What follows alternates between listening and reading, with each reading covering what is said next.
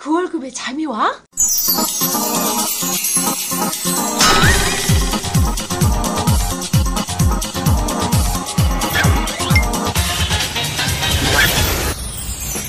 그 월급의 잠이와는 월급이 전부인 2천만 월급쟁이들의 불면증을 해소하는 방송입니다. 예, 안녕하세요. 반갑습니다. 월급에도 잠이 오게 하는 방송 머니스토리TV 뭉치 양승민입니다. 네, 반갑습니다. 이 대표입니다. 네, 우리 이 대표님도 현업에서 컨설팅을 많이 하잖아요. 네.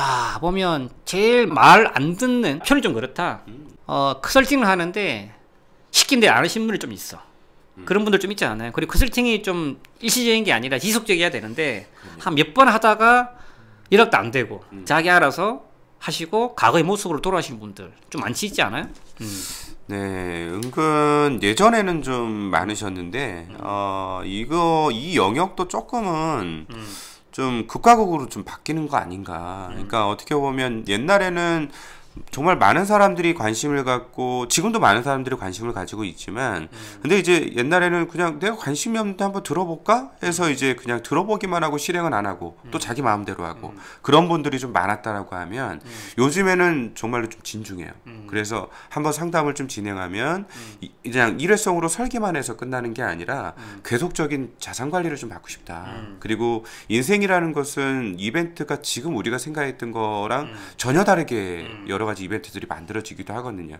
그 대표적인 게 결혼 안 한다고 했던 분인데 갑자기 너무 멋있는 분을 만난 거야. 그럼 어떻게 할 거냐라는 거지. 두 번째, 아이를 우리는 우리 둘만 그냥 살 거예요 라고 했는데 갑자기 애가 너무 예뻐지는 거야. 그래가지고 애를 뭐 2명, 3명 막 낳는 분도 좀 봤어요. 그렇지. 그랬을 때에 처음에 계획했던 인생 설계하고는 정말 다른 양상들이 나타나요. 예, 그런 부분들로 이제 어찌되었든 이제 저는 상담을 많이 하고 있고 그래서 말 안 듣는 분들은 솔직히 말씀드리면 저하고 이렇게 인연이 좀 오래 안 가는 것 같아요. 그리고 저도 이제 그런 분들은 좀 고민을 많이 안 하죠. 예, 왜냐면 그 선까지는 최선을 다해줬기 때문에. 네네. 제가 표현을 좀 잘못했네. 네. 저희가 뭐 말을 듣고 안 듣고 그렇게 판단할 위치는 아니고요. 이게 좀 지속적이지 않는 경우 이걸 얘기했는데 네. 이제 제가 좀 정정하겠습니다. 네. 근데 이게 말씀 잘 해주시는데 어찌 보면 포인트가 어떤 예상치 못한 재무적인 이슈, 네. 재무적인 라이프 사이클이 변화되면서 쉽게 말하면 삶에 대한 여력이 없어지는 거예요. 여력이 없어지면서 기존에 해왔던 그런 컨설팅에 대해서 단절을 하게 되면서 과거의 모습 돌아가는 경우가 계시다. 어찌 보면은 그런 이슈가 있을 때마다 더 적극적으로 컨설팅뿐만 아니라 재무 관리에 대한 요청을 하셔야 되는데 삶이 지쳐서 이렇게 흐지부지 되는 경우가 좀 있는 것 같아요. 네. 대표적인 게 뭐냐면은 자녀 양육과 관련된 부분인 것 같습니다. 네. 상당히 좀 심각한 것 같고요. 현장에서 제가 봤을 때는. 그리고 저는 우리 엄마 세대들, 저도 나이가 조금은 좀 있긴 하지만. 애가 몇 살이죠? 아이가 이제 초등학교 3학년 올라가니까 10살이에요. 지금 이런 거 봐봐요. 나이도 잘 모르겠어, 요즘에는. 근데 어찌되었든, 우리 엄마 세대들, 저도 아이를 좀 키우고 있지만, 저희 어머님, 아버님 세대들이 옛날에도 그랬지만 지금도 너무너무 대단하시다. 특히 이런 과정에서 저는 아이를 부모님한테 맡기고 있지는 않지만 대부분 요즘에 이렇게 육아를 해야 되는 신혼부부들하고 면담하고 하다 보면 육아비 지출 비용 중에 대부분이 부모님에게 그냥 이렇게 얹혀 있거나 아니면 부모님을 용돈 드리는 겸해서 포장은 그렇게 했지만 부모님 아니면 대안이 없는 거예요. 그래서 이제 부모님이 실제로 아이들을 돌봐주시고 있고 근데 또 그 부모님들은 사실은 또 할머니 할아버지도 부양하고 있는 걸 저는 정말 많이 보거든요. 그런 상태에서 어떻게 하면 조금 더 가족이 좀 행복해질 수 있겠나라는 고민을 요즘에 정말 많이 합니다. 예, 깊이 있는 대화도 많이 나누고. 네. 맞습니다. 이게 실질적으로 2016년도 육아정책연구소의 조사 결과를 따르면 이 맞벌이 가구의 약 64%가 할머니 할아버지한테 애들을 맡긴다라는 거예요. 네, 그게 현실이고 그리고 이제 할아버지 할머니 세대에서는 이 손주병이라는 단어가 생긴다면 손주병이 뭘까요? 신조네요. 신조. 손주병. 솔직히 저도 잘 모르겠습니다. 그러니까 이게 딱 들으면 손주가 보고 싶어서 이제 앉는 병인가 생각했는데 약 상사병처럼 정반대야. 이게 이 할아버지 할머니가 애 보면서 골뱅 드는 거 골뱅. 골뱅 드는 거 그걸 손주병이라 하는 것 같아. 네, 그래서 손주병 때문에 상대적으로 5060이 힘들다라는 게 또 웃지 못할 해프닝이다. 네. 그래서 지금 저희가 그 이제 미래셋 은퇴 연구소에서 발표한 자료를 보니까 실질적으로 5060들이 육아 자녀들에 대한 육아 경험을 한 경험이 있냐 보니까 약 한 52%가 경험이 있다라는 겁니다. 그리고 그 경험이 있는 이런 가구 중에서 실질적으로 얼마 정도 양육을 하냐, 한 번 애를 맡아주면 얼마 정도 하냐, 대략적으로 약 한 30개월 정도. 뭐 그 정도 돼야 이제 어린이집도 보낼 수 있고 그렇게 하기 때문에 그런 것 같은데 여하튼 사실 저는 솔직히 둘째가 없어요. 근데 이제 항상 생각을 할 때 딱 요 3살 정도 되는 아이가 딱 내 앞에 있다면 키울만 할 것 같은데 3살까지가 너무 힘들다. 그래서 둘째 셋째 낳는 게 너무 힘들다 이런 생각했는데 결국에 가장 힘든 시기에 어머님 아버님 맡아주시고 계시는 거네요. 그러니까 병이 들 수밖에 없죠. 첫째 아들이죠. 네, 첫째 아들입니다. 그럴 줄 알았어요. 예. 만약에 딸이다 라면 넣을 걸? 뭐 그랬으면 또 뭐 이렇게 둘째 낳고 뭐 좀 더 편하게 갔을 수 있는데 그래도 좀 고민하지 않았을까. 근데 뭐 항상 둘째 셋째에 대해서는 낳아도 고민, 안 낳아도 고민인 것 같아요. 그래서 지금 실질적으로 이게 가장 중요한 이슈죠. 이게 그 사회 초년생들이 사회에 나와서 또 결혼이라는 큰 울타리를 넘고 나면 또 이게 출산을 겪고 나면 진짜 육아가 이제 현실이에요, 현실. 네. 근데 아시다시피 서울 전세값이 평균이 5억이고 서울에서 아무리 좋은 직장, 대기업을 다니더라도 외벌이다 라고 하면 아시다시피 저축 여력이 없어요. 네, 없고 또 하나 이제 요즘에 양극화가 좀 심하다라는 이야기를 많이 하는데 제가 이제 체감하건대 이렇게 어머님이 이렇게 돌봐주시는 것도 있지만 부모님 돌봐주시는 것도 있지만 사실은 부모님한테 얹혀서 사는 부분들이 있기 때문에 자연스럽게 돌봐주는 경우들이 있어요. 또 하나는 집을 구하거나 또 우리 어떤 전세를 들어가거나 할 때 사실 우리 부모님 세대에서 좀 어떻게 재력이 됐냐에 따라서 또 다른 어떤 그런 형태들이 많이 만들어지는 걸 보면서 와 정말 5060의 우리 어머님 세대는 정말 대단하시다. 즉 또 거꾸로 이야기하면 부모님들의 재력에 따라서 2세대, 3세대가 또 다른 어떤 삶을 사는 거 보면서 재무적으로 조금 이제는 내가 스스로 할 수 있는 부분을 미리미리 계획하지 않으면 상당히 좀 어렵겠다. 물론 이 세대가 내가 어머님한테 도움을 못 받았지만 또 다음 세대에 제가 또 엄마 아빠가 되는 거잖아요. 그럴 때 어떻게 준비를 해주냐에 따라서 우리 아이가 저랑 우리랑 똑같이 가거나 아니면 내가 부러워하는 그런 진짜 뭐 집도 구해주고 어떻게 보면 뭐 따로 살면서 또 이렇게 돌볼 수 있는 여러 가지 재정적인 걸 지원해주고 결국엔 지원은 우리 세대도 끝까지 갈 것 같긴 해요. 네, 근데 형태가 좀 바뀐 뿐. 그래서 그런 부분에서 저희가 인생 설계할 때는 예기치 않은 지출이라고 얘기했지만 사실 예측 가능한 지출인데 다만 저희가 생각하는 비용 지출의 금액과 현실적으로 들어가는 비용 지출의 금액이 정말 좀 많이 차이 나는 것 같아요. 그래서 예전에 신혼부부 때 아이 출산하면 얼마 정도 비용 들어갈 것 같아요? 라고 여쭤보면 대부분 한 20-30만 원이요? 이렇게 얘기하는 분들이 많거든요. 근데 통계 자료에 나온 거를 저희가 딱 보고 인당 100만 원입니다. 최소. 평균. 얘기하면 헉 그러거든요. 저보고 거짓말 한다고. 2천만 월급쟁이들의 금융호구 탈출을 위한 그얼잠 프로젝트 특허받은 로봇 자산관리 플랫폼 포트윈과 함께합니다. 세부사항은 머니스토리 TV 홈페이지에서 확인하세요. 근데 출산에 대한 양육뿐만 아니라 이제 부모에 대한 그 항원료가 부모가 자녀들 손주를 케어할 때 드는 이게 아시다시피 공짜가 아니잖아요. 그럼요. 그래서 실질적으로 이게 그 미래세대 연구소에서 나온 28년 자료를 보면 손주를 봐주는데 그 중에서 한 절반 정도만 돈을 받고 있더라는 거지. 그러니까 손주병이 드는 거지. 좀 또 안타까운 데이터예요. 근데 이게 실질적으로 받는 금액을 보니까 아까 이제 뭐 대략적으로 말씀해 주셨는데 평균 수령액이 약간 70만 원 정도.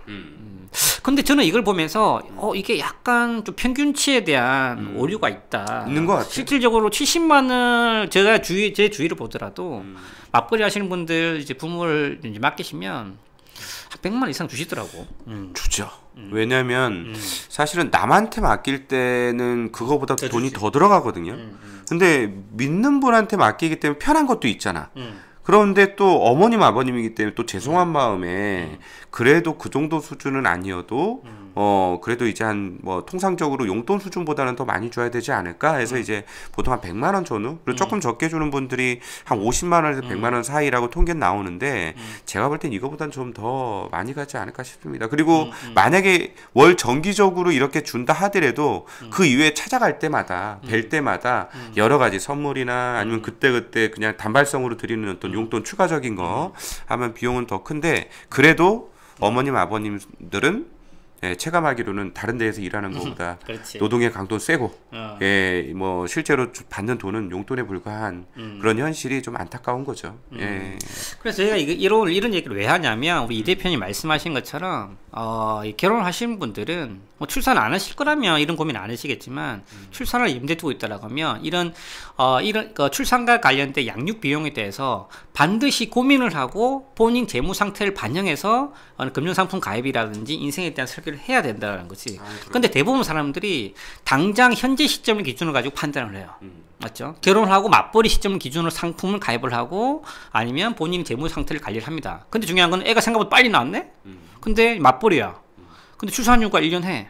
출산을 1년 하다 보면 출산에 대한 수당을 받겠죠. 그러면 대략적으로 100만 원 언저리로 받아. 그 상태에서 본인 급여가 약 3분의 1 이상 줄어들어. 근데 중요한 그것만 나가나? 부모님한테 또 맡겨. 왜냐하면 1년 쉬고 나면 부모님 맡겨야 되잖아. 근데 그때부터 비용이 또 한 150만 원 나가네? 즉 한 2, 3년 동안에는 본인 소득에 해당되는 부분이 거의 사라진다라는 거예요. 맞습니다. 근데 그러면 어떻게 된다? 이게 소득이 없는 상태에서 지출은 더 늘어난다. 그럼 어떻게 해야 되겠습니까? 기존 상품들 깹니다.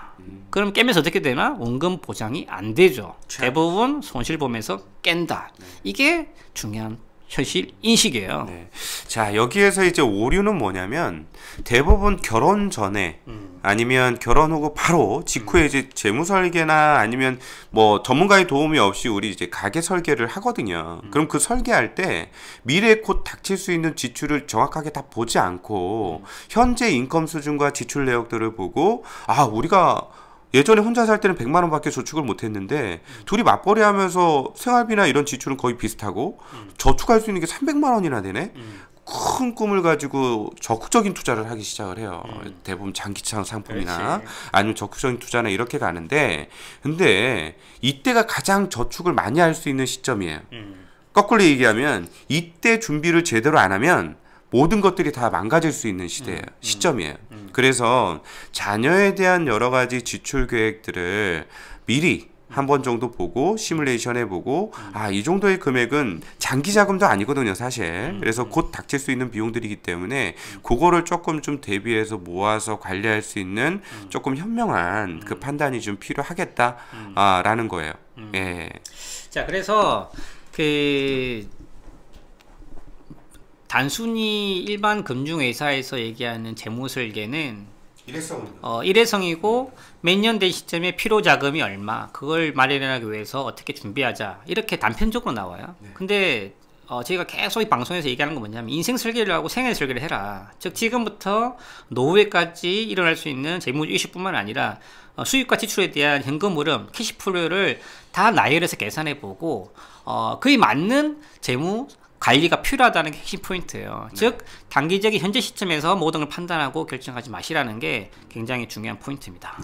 네, 맞습니다. 그러니까 일회성이라고 이야기하는 그 시점에 최적화되어 있는 여러 가지 설계, 뭐 재무 설계가 이제 대표적일 수 있는데 그것은 현재 상태에서 예측 가능한 부분들을 데이터로 다 넣고 예측 가능한 데이터로 뻔한 어떤 그 포트폴리오와 자산 배분을 한 거라고 한다면 그 이후부터는 예측 불가능한 여러 가지 이벤트라든가 아니면 삶에 대한 여러 가지 니즈들의 변화에 따라서 조금 능동적으로 관리를 받는 것이 좀 되게 중요하다.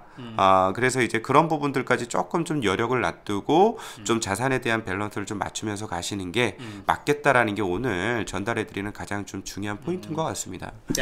자, 그래서 삶에서 중요하면서 가장 큰 재무적 이슈들이 생긴다. 그 중에 하나가 결혼 이후부터는 양육에 대한 이슈가 있을 수도 있다. 이런 양육에 대한 이슈는 닥쳐서 고민하지 마시고 사전에 미리 준비하고 설계를 해보자는 게 오늘 얘기했고요. 우리 또 이 대표님, 우리 또 마지막으로 우리 사회초년생들이 아니라 맞벌이 부부들, 그리고 이제 출산을 앞두신 분들, 마지막 이분들한테 간략하게 한 말씀 해주시죠.